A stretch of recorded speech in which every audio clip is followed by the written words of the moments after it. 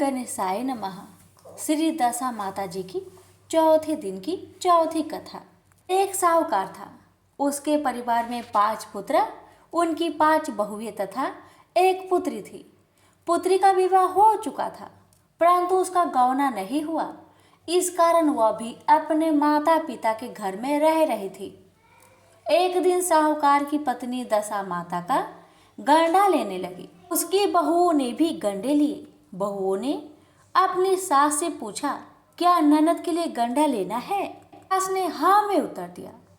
इस पर बहुओं ने कहा कि उनकी तो विदाई होने वाली है, यदि व्रत से पहले ही विदा हो गई तो अब क्या होगा? सास ने उत्तर दिया, मैं व्रत का सब सामान साथ रख दूंगी, वह अपनी ससुराल में पूजा कर लेगी। ऐसा ही हुआ। उसकी ससुराल से उसे विदा कराने उसका पति आ गया। माँ ने बेटी को विधि पूर्वक विदा किया और उसकी पालकी में पूजा का सब सामान रखवा दिया। लड़की जब अपनी ससुराल पहुंची तो उसे घर के आंगन में गलीचा बिछाकर बैठाया गया। पास पड़ोसा की महिलाएं नई बहू को देखने आने लगी। सब उसका सुंदरता और गहने कपड़ों की प्रशंसा करने लगे। किसी की निगाह उसके गले में बंधे गंडे पर पड़ गई। वह बोली कि बहू की माँ बड़ी टोटके वाली है। सबकी निगाह उसकी बात सुनकर उसके गले में पड़े गंडे पर पड़ी। सभी स्त्रियां गंडे के बारे में अपनी अपनी राय प्रकट करने लगी। शाम को सास, ननद, देवरानी, जेठानी, घर की सभी स्त्रियां भी उसे गंडे की चर्चा करने लगी। सब अपनी अपनी राय व्यक्त करने लगी। सरास में सब गंडे की निंदा कर रही थी। सुबह से शाम तक गंडे के बारे में सुनते सुनते बहू का जी उब गया। उसने गंडे को गले से उतारकर जलती हुई बोरसी में डाल दिया। गंडे के जलते ही सारे घर में आग लग गई। घर में रखा सब धन धान जल गया। सब आदमी अपने प्राण बचाकर घर से बाहर भागे। अब घर में केवल नई बहू और उसका पति रह गया। बाकी सब 13 दिन हो गए। घर का सब सामान जल गया था। घर में अब ना खाने को अन्न था और ना पहनने के लिए वस्त्र बचे थे। इसलिए दोनों पति पत्नी गांव छोड़कर रोजगार खोजने के लिए चल दिए।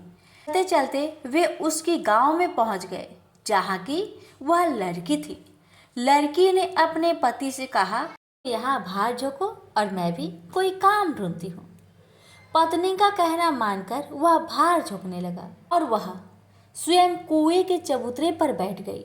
उस कुएं पर सारे गांव की स्त्रियां पानी भरने आया करती थी। उस लड़की की भौजी कुएं पर पानी भरने आई, परंतु उन्होंने अपनी ननद को नहीं पहचाना। वे उससे बोली, तुम तो किसी भले घर की लड़की मालूम होती हो, कुछ काम करना चाहती हो तो बोलो। लड़की बोली, काम तो करूंगी, परंतु कोई नीच काम नहीं करूंगी। बड़े भावज बोली, हमारी ननद ससुराल चली गई है, तुम हमारे बच्चों की देखभाल करती रहना और हमारे घर की सामान लेकर अपना भोजन बना लिया करना। लड़की इस काम के लिए राजी हो गई। लड़की की भौजी अपने घर आई और सास से बोली, कुएं की जगह पर एक अनाथ लड़की बैठी है, वह हमारे घर रहने और बच्चों की देखभाल करने को राजी है, कहो तो उसे रख ले काम पे। सास ने कहा, खुशी से रख लो, परंतु आपस में कलह मत करना। सब बहुएं राजी हो गई। वापस कुएं पर आई, उसे घर ले गई। वह अपने भतीजे और भतीजियों का देखभाल करने लगी और अपना जीवन निर्वाह करने लगी। एक दिन दशा माता के गंडे लेने का अवसर आया। सास के कहने पर सब बहुओं ने गंडे ले लिए। बहुओं ने सास से पूछा कि क्या इस लड़की के लिए भी गंडा लेना है? सास ने हाँ कर दी। इसी प्रकार से पहले ही उनकी विदाई हो गई। अब इस दुखिया लड़की को गंडा दिलाती हो। यदि यह पूजा से पहले चली गई तो क्या होगा? सास बोली, तुम्हारी ननद ने अपने घर जाकर पूजा की होगी। यह दुखिया लड़की पूजा होने तक इसी घर में रहेगी, अपने आप पूजा में शामिल हो जाया करेगी और यदि कहीं चली गई तो वहां पर ही पूजा कर लेगी।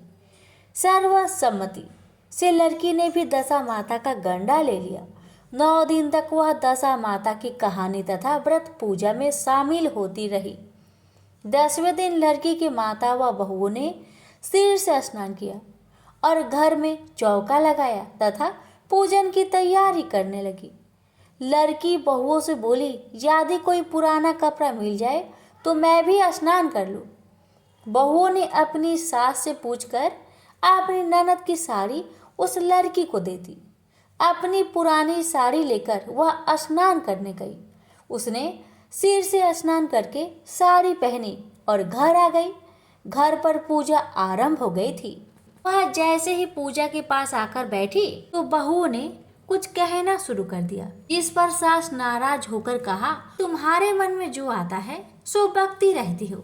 पूजा के समय भी चुपचाप नहीं बैठा जाता। चुप रहो, मुझे कथा कह लेने दो। तुम्हारी बातों में कथा में विघ्न पड़ता है। बहुएं चुप हो गई। घर की सब स्त्रियों ने पारायण किया। दुखिनी ने भी पारण किया।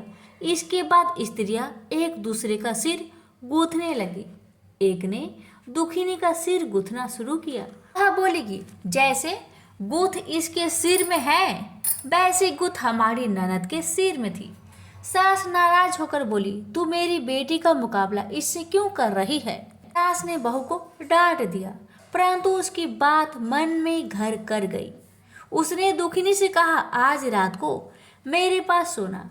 रात को जब बहुएं सो गई तो बुढ़िया ने दुखिनी से पूछा, तेरे पीहर में कभी कोई था। उसने जवाब दिया, मेरे 5 भाई व भौजी थे, तुम जैसे माता थे। बुढ़िया ने पुनः पूछा, फिर क्या हुआ। दुखिनी बोली कि पीहर में मैंने दशा माता का गंडा लिया था।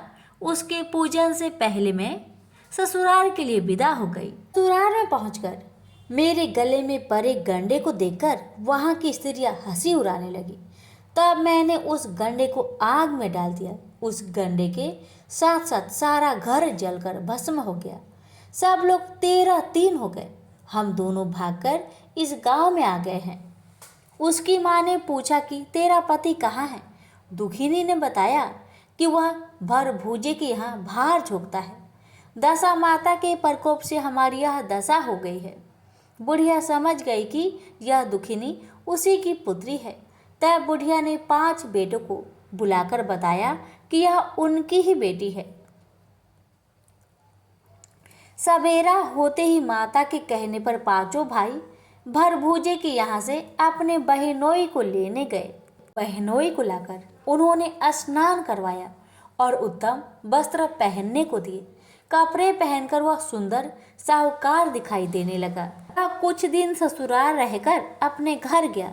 घर पहुंचकर उसने देखा कि सब लोग पहले की तरह सुखपूर्वक रह रहे हैं। इसके बाद वह अपनी ससुराल आया, अपनी पत्नी को विदा कर घर ले गया। वह अपनी दशा पर विचार करती हुई जा रही थी कि मार्ग में एक नदी पड़ी। उस नदी में स्नान करके अप्सराएं दशा माता का गंडा ले रही थी। उनके पास एक गंडा बच गया था।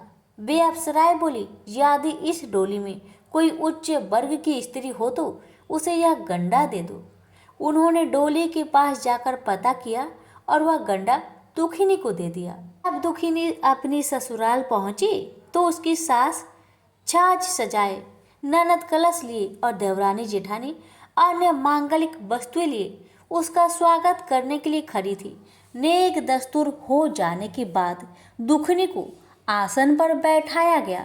आसन पर बैठने के बाद दुखिनी बोली, आप लोगों ने पहली बार दशा माता के गंडे के लिए अपशब्द कहे थे। इसका फल यह हुआ कि घर के सब बिछड़ गए तथा घर का धन धान जलकर स्वाहा हो गया। बड़ी मुसीबतें उठाने के बाद अब ठिकाने से लगे हैं। आप में से कोई भी अब मेरी दशा माता के गंडे की निंदा करने की भूल न करे। जब मेरा व्रत हो तब सब श्रद्धा पूर्वक पूजा करे। सब ने खुशी खुशी उसकी बात मान ली। 9 दिन तक व्रत चलता रहा। 10वें दिन विधि पूर्वक गंडे की पूजा की गई। 7 सुहागिनों को न्योता किया। उनका श्रृंगार करके आंचल भरा गया। इस प्रकार दशा माता का पूजन समाप्त हुआ। जिस प्रकार दशा माता ने दुखिनी के दिन फेरे, वैसे ही वह सब पर दया करे। प्रेम से बोलिए दशा माता की जय।